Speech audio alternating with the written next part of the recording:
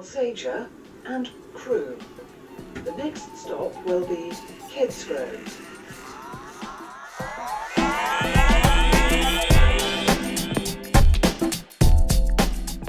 Morning guys, super exciting day today. We're on our way to Crewe to do some snagging, to meet our estate agent Lauren, to do some snagging on our first buy-to-let property. This has been going on since probably about February, March last year. It was due to complete in August 2018 last year, but due to delays with builders, weather, it's been dragging on till January. So hopefully we're looking to complete by the end of January now. Finally start to get some rental income. So yeah, super exciting day today. Set myself some personal goals to acquire one property each year. See how it goes. It's an ambitious target, but hopefully we'll get there. So we've already made a commitment to our next one as well, next property. This one's going to be Manchester. That's going to be completed next year. It's Manchester Centre, Deansgate. Rumours to be same block. That's going to be purchased. There's rumours that Sergio Aguero from Manchester City is going to be buying a couple of units there as well. So hopefully be neighbours with Sergio Aguero.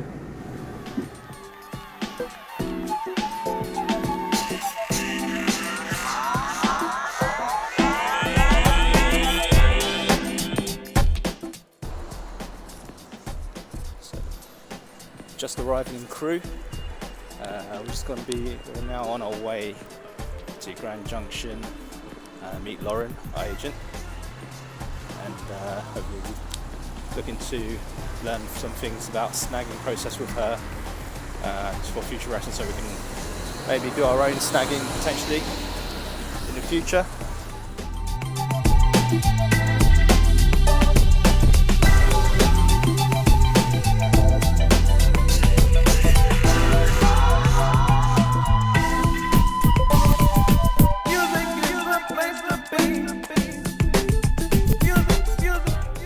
Guys, so we're back. It's been a few days since we came back from Crewe. Just reflecting back on our experience. Our initial excitement, unfortunately, was a little bit met by a bit of disappointment. But I'll come back to that later, how this project has come about.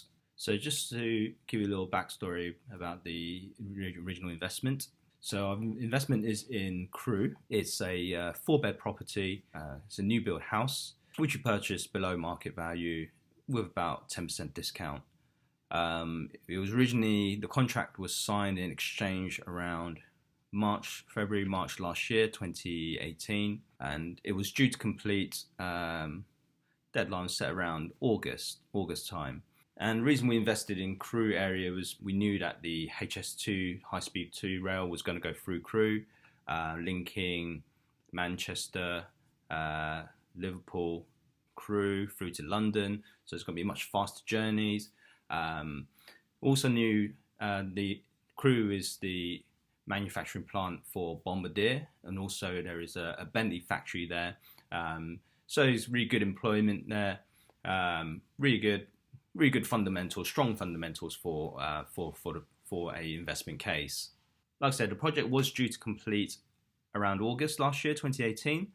But because of weather issues, delays with builds, the completion date has been pushing back and back until now. We are now January 2019, and I was excited. I got an email from the estate agents saying that it was ready for snagging. And since this is my first project, I was excited to get involved with the snagging process and learn a bit more about snagging, so that I can do my own snagging in the future. So what snagging is it's just looking at the build completion, looking at things like the fixtures, the electrics, wiring, make sure there's no kind of holes, anything that's kind of falling apart, really shoddy, just so we can raise it to the builders and get them to fix it before the house is exchanged, and before we can let it out to potential tenants. So what we found when we arrived at the site was that the property, rather than what we were expecting, about 98%, 95% complete, it was probably closer to about maybe 75, 80% complete. So we were hoping that it was near enough completion where there was very little work to do. But when we got there, there was still a lot of missing fixtures.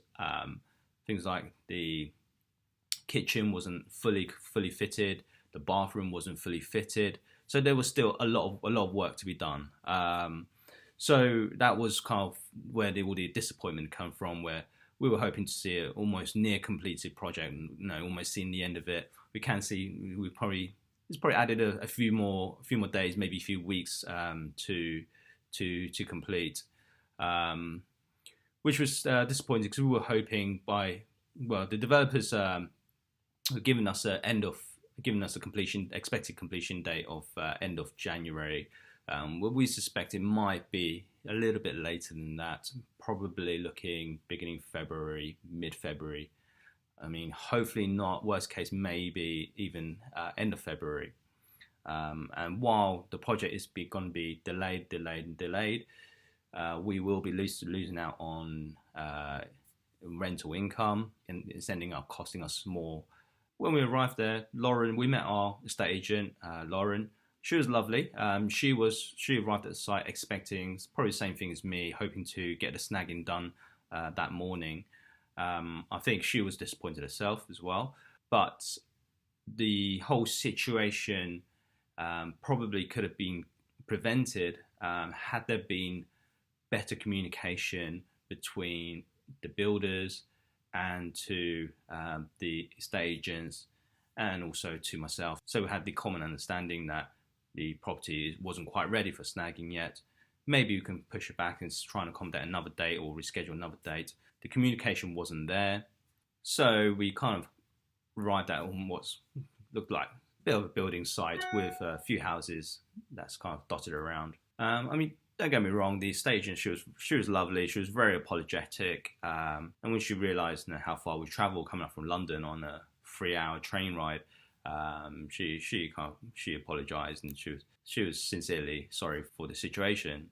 Although it's a disappointment, I think we have to try and keep your chin up and look at the positives and see what we can learn from the situation. Some of the positives, the builders were there, so we were able to have a good chat about the build quality, the materials used, and the kind of the thought process behind it. There was also a bay window added onto the property at the latter planning stages. This was kind of a little bit imposed by the council because they thought that the aesthetics looking from the outside of the properties were a little bit boring, so they wanted to add a little bit of interest on there. That worked out good for me because it means that we have a little bit more space free of charge. But maybe that might have meant a little bit more work and a little bit of delay in the project. Another positive would be being able to get hands-on with this project and to finally see the money and the time invested into this property, the work invested into it, and to be able to see the actual product itself. And since it's our first investment, as you can imagine, we are excited about it. It's something that we want really want to get on with and have a really smooth outcome and a smooth process as we can. Other thing I can do is maybe give some feedback about my experience to the estate agents, and hopefully maybe it's something that they can learn, they can take on and develop in their own business, so that it doesn't happen to somebody else. Because I mean, for myself, I was free anyway for that day. So I had no other plans, but maybe I could have put my time to better use had I known that the property was still quite far away from the snagging process, then it'll save myself a little bit of time, a bit of money to make the journey up. Maybe somebody else may have made a much bigger sacrifice to be able to make themselves free for that kind of appointment, and maybe that can prevent that happening to them as well. And hopefully that can kind of streamline the process for the estate agents and allow them to do a better job, allow them to grow as a company as well. So just to expand on some of what I said earlier in the video about my own personal goals. So I've kind of set myself a personal target to try and acquire one property a year. So we've already made a commitment for our next property for next year. We've paid a 10% deposit for a property in Manchester in Deansgate Square. So to really see that project through, we have to really see the investment through. We had to make a lot of self-imposed sacrifices. So we said to ourselves, for the next year and a half, we're not going to be going on any holidays, no going out, no partying, no eating out, no stag parties, no hen parties, and really cut back on a lot of the kind of luxuries and the things that we can't really enjoy in our everyday lives, which is a shame because quite a few of my friends are getting married this year. So we had to say sorry, but we really can't make it. But I think the thing that makes it easier, and try and make the process easier, is to really have your eye on the goal. I think it's important having that life goal, and knowing what it's all for, so that the sacrifices that you make and the discipline you instill in yourself isn't for vain. And hopefully by the end of it, we'll be able to achieve our financial freedom, and then I can enjoy as much of the life's pleasures as much as I can. So that's how things are going at the moment. I'll probably give you guys an update later on, see how this project develops. And I think in the future I want to put a few more videos about what I've learned about the investment process, maybe some of the kind of fundamental knowledge that really helped me, and maybe if I can pass it on to you guys if you find it interesting, and hopefully it can help you help yourselves in your own financial independence and your own journey for financial freedom, and maybe make your lives easier as well, and give yourself that time to do what you want and achieve your own dreams.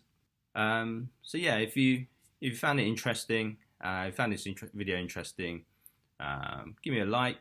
If you want to kind of hear more about what other kind of projects I have in the future, or you want to be notified of any future videos, give me a subscribe. If you have any opinions about what you think of Crewe as an investment case, let me know. Hit me up in the comments below. Also, if you've got any ideas of kind of what you want to learn, what you want to find out about investment process and kind of personal finance, hopefully it's something that I can help you guys with, and yeah, give you guys a bit of financial freedom.